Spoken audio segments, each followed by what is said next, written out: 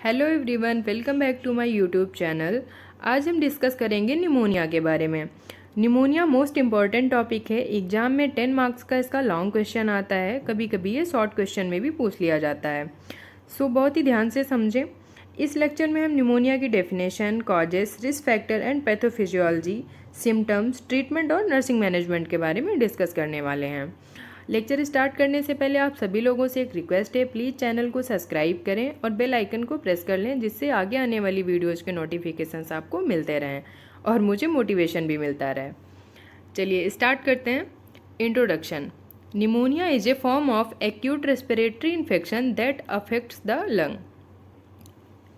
Pneumonia जो है वो एक्यूट रेस्पिरेटरी इन्फेक्शन की एक फॉर्म है, यानी कि ये रेस्पिरेटरी सिस्टम की डिजीज़ है, रेस्पिरेटरी इन्फेक्शन की एक फॉर्म है जो कि लंग्स को अफेक्ट करती है। That lungs are made up of small sac called alveoli. Lungs जो होते हैं हमारे वो स्मॉल सैक से बने हुए होते हैं, जिन्हें हम एल्वोलाई कहते हैं। एल्वोलाई का बेसिकली फंक्शन क्या होता है? गैस को एक्सचेंज करना। Which fill with air when a healthy person breathes. यहाँ पर हम एक हेल्दी पर्सन की बात कर रहे हैं। हेल्दी पर्सन जब ब्रीथ लेता है उस टाइम पर जो एल्वोलाई होते हैं वो एयर से फिल हो जाते हैं। ये हेल्दी पर्सन की बात हो रही है यहाँ पर। जब हेल्दी पर्सन ब्रीदिंग करेगा तो उस टाइम पर एल्वोलाई जो है वो एयर से फिल हो जाएंगे। When an individual has pneumonia, अभी हम बात कर रहे हैं निमोनिया वाले पर्सन की, जिस पर्सन को निमोनिया है उसकी बात कर रहे हैं। The alveoli are filled with pus and fluid. तो वो जब ब्रीथ करेगा, मतलब जिस पर्सन को निमोनिया है वो पर्सन जब ब्रीथ करेगा उस टाइम पर क्या होगा, उसके एल्वोलाई जो हैं वो पस और फ्लूइड से फिल हो जाएंगे। Which makes breathing painful and limit oxygen intake, जो कि ब्रीदिंग को पेनफुल बना देगा। जब पर्सन ब्रीथ करेगा तो उसे पेन होगा, बिकॉज एल्वोलाई में पस और फ्लूइड भरा हुआ है। इस वजह से वो प्रॉपर ऑक्सीजन का इंटेक नहीं कर पाएगा, यानी कुछ एक लिमिट में ही, बहुत ही कम अमाउंट में ऑक्सीजन वो इंटेक कर पाएगा। तो इसे निमोनिया कहेंगे, ठीक है। नेक्स्ट बात करते हैं हम डेफिनेशन के बारे में। Pneumonia is a inflammation of lung parenchyma caused by microbial agents such as bacteria, virus, fungi और parasite infection in which the air sac fill with pus and may become solid. Pneumonia है वो क्या होता है, lungs की basically lungs में inflammation हो जाता है। लंग्स की जो पैरेन्काइमा होती हैं वहाँ पर इन्फ्लामेशन हो जाता है निमोनिया में, जो कि कॉज्ड होता है माइक्रोबियल एजेंट। किसी भी माइक्रोबियल एजेंट के द्वारा कॉज होता है, लाइक कोई भी बैक्टीरिया हो सकता है, या कोई भी वायरस हो सकता है, या फिर कोई फंगल इन्फेक्शन हो सकता है, या फिर पैरासाइट इन्फेक्शन हो सकता है, जिसकी वजह से क्या होता है, एयर सैक जो है वो फिल हो जाते हैं पस से, और कभी कभी ये सॉलिड भी हो जाते हैं। नेक्स्ट हम बात करते हैं इटियोलॉजी यानी कि कॉजेस के बारे में। मेन कॉज इसके क्या हैं? Bacterial infection, viral infection, fungal infection. Bacteria 2 types के होते हैं, ग्राम पॉजिटिव बैक्टीरिया और ग्राम नेगेटिव बैक्टीरिया। तो ग्राम पॉजिटिव बैक्टीरिया में स्ट्रेप्टोकोकस निमोनिया की वजह से निमोनिया हो सकता है, और स्ट्रेप्टोकोकस ऑरियस की वजह से इन्फेक्शन कॉज हो सकता है। ग्राम नेगेटिव में एच इन्फ्लुएंजा की वजह से और स्यूडोमोनास की वजह से कॉज हो सकता है। वायरल इन्फेक्शन की बात कर लेते हैं। इन्फ्लुएंजा वायरस की वजह से और पैरा इन्फ्लुएंजा वायरस की वजह से भी कॉज हो सकता है। फंगल इन्फेक्शन में एग्जाम्पल है कैंडिडियासिस की वजह से निमोनिया कॉज हो सकता है। अब हम बात करते हैं रिस्क फैक्टर के बारे में। रिस्क फैक्टर में फर्स्ट है एजिंग, यानी कि बढ़ती हुई एज।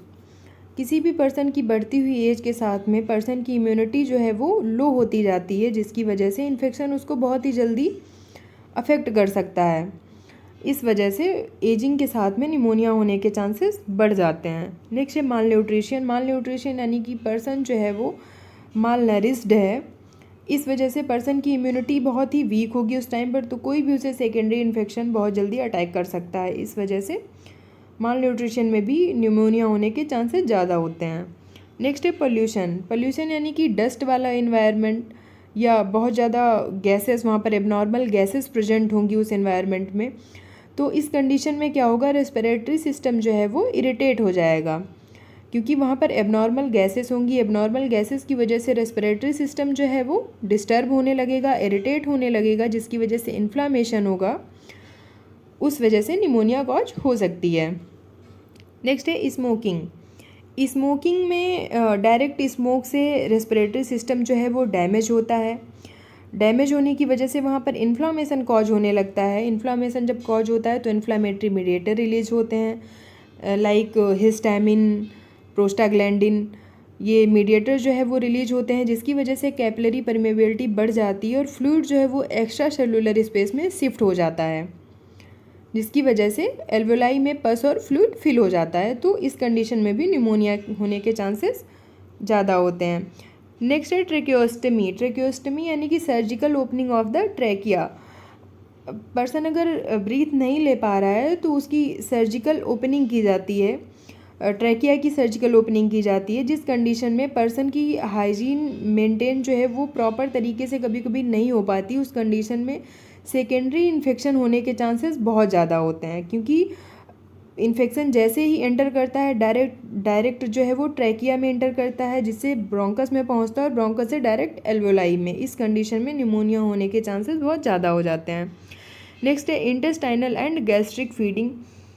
इस कंडीशन में भी अगर फीडिंग जो है या कोई सेकेंडरी इन्फेक्शन एंटर कर गया या डायरेक्ट ट्रैकिया में कुछ चला गया तो उस कंडीशन में भी जो है निमोनिया होने के चांसेस ज़्यादा होते हैं।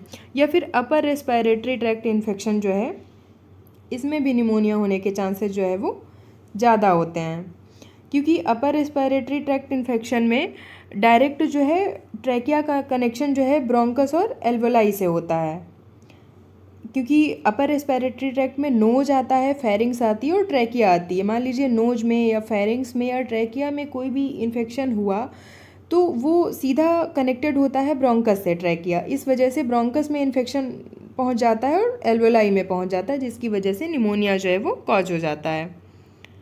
नेक्स्ट हम बात करते हैं types of pneumonia. There are 4 type of pneumonia. First is segmental pneumonia, second is bilateral pneumonia, and third is lobar pneumonia, and fourth broncho pneumonia. तो अभी हम फर्स्ट सेगमेंटल निमोनिया की बात करते हैं। इसमें only in one small segmental lobes of lung. जो segmental pneumonia होता है इसमें लंग्स के एक पर्टिकुलर यानी कि स्मॉल सेगमेंटल लोब में अफेक्ट करता है। जैसे कि ये पिक्चर में यहाँ पर शो है, साइड में जो है सिर्फ एक स्मॉल सेगमेंट में इन्फेक्शन फैला हुआ है, तो इसे क्या कहेंगे हम, सेगमेंटल निमोनिया। नेक्स्ट हम बात करते हैं बाइलेटरल निमोनिया। बाइलेटरल यानी कि both side segmental lobes of lungs are affected. Both side के सेगमेंटल लोब्स जो हैं वो यानी लंग्स के दोनों तरफ के सेगमेंटल लोब्स वो अफेक्टेड होंगे, जैसे कि सेकंड वाली पिक्चर में दिखाया गया है। क्लियर है। नेक्स्ट है लोबार निमोनिया। लोबार निमोनिया यानी कि कंप्लीट लोब अफेक्टेड। एक पर्टिकुलर लोब जो है वो कम्प्लीटली अफेक्टेड होगा, जैसे कि पिक्चर में शो कर रहा है। नेक्स्ट है ब्रोंको निमोनिया। ब्रोंको निमोनिया में patchy like formation in the lungs. Patchy like यानी कि छोटे छोटे स्मॉल पैचेस दिखाई देंगे लंग्स में, पिक्चर में शो हो रहे हैं। तो इसी तरीके से पैची लाइक फॉर्मेशन होगा ब्रोंको निमोनिया में।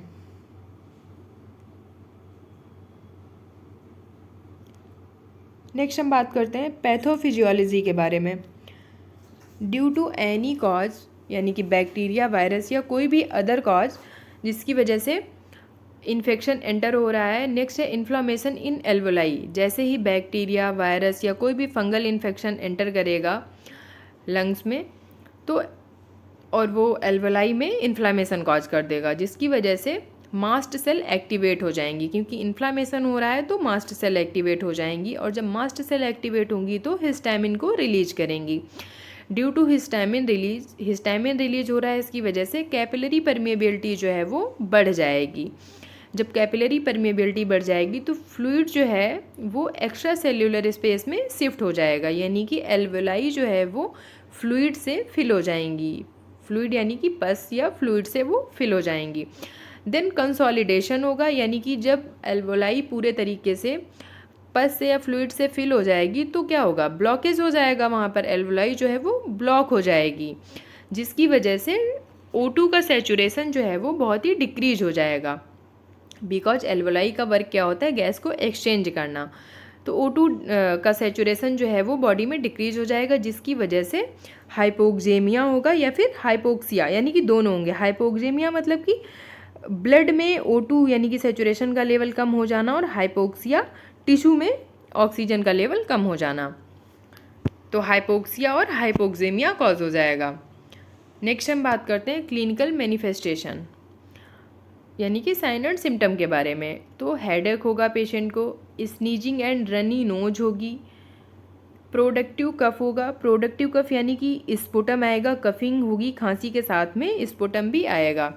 चेस्ट पेन होगा, कफिंग की वजह से पर्सन को चेस्ट पेन भी होगा। सोर थ्रोट होगा, प्लूराइटिक पेन होगा क्योंकि इन्फ्लामेशन है, इन्फ्लामेशन की वजह से इरिटेशन होगी, फ्रिक्शन होगा, इस वजह से प्लूराइटिक पेन होगा। ट्रैकीकार्डिया होगी, 25 to 45 breath per minute. Fatigue होगा, पेशेंट बहुत जल्दी थक जाएगा, थकान महसूस करेगा। ब्लूइश स्किन कलर होगा। ब्लूइश स्किन कलर क्यों होगा? क्योंकि O2 लेवल जो है वो डिक्रीज हो रहा है। और निमोनिया के पेशेंट को स्वेटिंग बहुत ज़्यादा होगी, चिल्स भी फील होगा, यानी कि सिवरिंग होगी पेशेंट को। नेक्स्ट बात करते हैं हम डायग्नोस्टिक इवैल्यूएशन के बारे में। पेशेंट की प्रॉपर हिस्ट्री कलेक्शन करेंगे। नेक्स्ट स्पुटम कल्चर कराएंगे, जो भी पेशेंट को स्पुटम आ रहा है उसका कल्चर कराएंगे। चेस्ट एक्सरे कराएंगे। चेस्ट एक्सरे यानी कि लंग्स में कहाँ पर डैमेज है ये चेक करने के लिए, कहाँ पे ब्लॉकेज है ये चेक करने के लिए हम चेस्ट एक्सरे कराएंगे। ABG एनालिसिस कराएंगे, आर्टेरियल ब्लड गैस जो है वो क्या है ये चेक करने के लिए ABG एनालिसिस कराएंगे। ब्रोंकोस्कोपी कराएंगे। ब्रोंकोस्कोपी में एक वायर होती है जो रेस्पिरेटरी सिस्टम में इंसर्ट करते हैं, जिसमें कैमरा भी लगा होता है और एक लाइट भी लगी होती है। इससे लंग्स में चेक करते हैं कि कहाँ पर फ्लूइड है या कितना स्पुटम है, अंदर की कंडीशन क्या है। नेक्स्ट CBC कराएंगे ये सारे, और हाँ CT स्कैन भी कराएंगे। ये सारे टेस्ट करा करके हम डायग्नोस कर सकते हैं पेशेंट को। नेक्स्ट बात करते हैं मेडिकल मैनेजमेंट के बारे में। मेडिकल मैनेजमेंट में सबसे पहले तो ऑक्सीजन थेरेपी देंगे, क्योंकि पेशेंट का O2 लेवल जो है वो डिक्रीज हो रहा है, इस वजह से ऑक्सीजन थेरेपी देंगे। Use of antibiotic therapy is that amikacin, ampicillin and erythromycin etcetera. Antibiotics में आप अमीकासिन दे सकते हैं, एम्पीसिलिन दे सकते हैं और एरिथ्रोमाइसिन दे सकते हैं। ब्रोंकोडायलेटर्स बीटा-2 एगोनिस्ट में सल्ब्यूटामॉल दे सकते हैं। एंटीकोलिनर्जिक ड्रग में इप्राट्रोपियम दे सकते हैं। एनाल्जेसिक्स दे सकते हैं बिकॉज पेशेंट को चेस्ट पेन होगा, इसकी वजह से निमोस्लाइड एनाल्जेसिक दे सकते हैं। एंटीपायरेटिक दे सकते हैं क्योंकि पेशेंट को फीवर भी होगा। एंटीहिस्टामिन दे सकते हैं, पेशेंट को अगर बहुत ज़्यादा स्नीजिंग हो रही, रेनोरिया हो रहा है तो एंटीहिस्टामिन भी दे सकते हैं। नेक्स्ट है nursing management. As a nurse आप क्या कर सकते हैं? तो नर्सिंग मैनेजमेंट में सबसे पहले तो पेशेंट का रेस्पिरेशन मॉनिटर करना है। नेक्स्ट क्या करना है? Suction of airway by using स्ट्राइल technique. Patient के एयरवे को क्लियर करना है, सक्शनिंग करनी है क्योंकि पेशेंट को ब्रीदिंग प्रॉब्लम हो रही है, इस वजह से स्ट्राइल टेक्निक यूज़ करके पेशेंट का एयरवे क्लियर करना है। प्रोवाइड नेबुलाइजेशन प्रोवाइड कराना है पेशेंट को, जिससे ब्रीथ लेने में प्रॉब्लम ना हो। Change the position to improve comfort. Patient की पोजीशन चेंज करानी है जिस पोजीशन में वो कंफर्ट हो। Administer O2 therapy.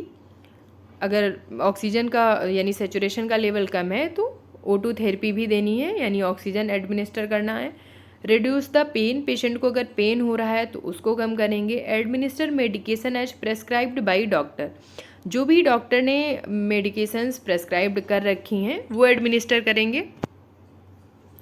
Provide comfortable position, यानी कि change the position at frequent intervals. थोड़ी थोड़ी देर के बाद में पेशेंट की पोजीशन को चेंज करते रहेंगे। Explain the patient about the deep breathing exercise. और पेशेंट को डीप ब्रीदिंग एक्सरसाइज के बारे में बताएंगे कि डीप ब्रीदिंग एक्सरसाइज कैसे करनी है, ये सारी चीज़ें बताएंगे। क्योंकि नर्सिंग मैनेजमेंट बहुत ही इंपॉर्टेंट होता है, क्योंकि निमोनिया के पेशेंट को ब्रीथ लेने में काफ़ी प्रॉब्लम होती है, इस वजह से वो काफ़ी परेशान रहते हैं, तो वहाँ पर नर्सिंग मैनेजमेंट आपको इसी तरह करना है। Topic is completed.